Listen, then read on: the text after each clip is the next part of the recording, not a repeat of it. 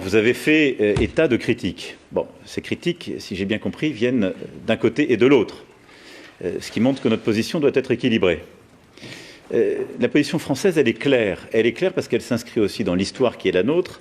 Elle s'inscrit dans la tradition française qui est à la fois d'avoir un engagement historique à l'égard d'Israël et de ne jamais transiger sur le droit d'Israël de vivre en paix et en sécurité dans la région.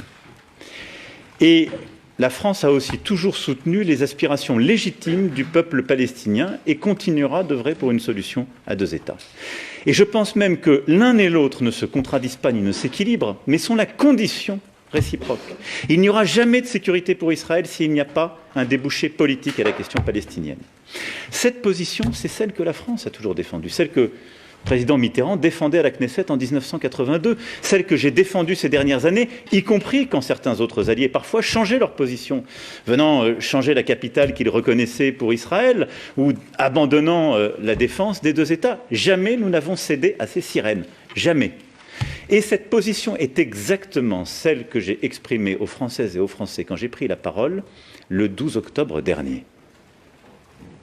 Exactement, tenant chacun des points. Nous condamnons de manière intraitable l'attaque terroriste du Hamas contre Israël. Nous reconnaissons de manière complète le droit d'Israël de se défendre et de lutter contre le terrorisme.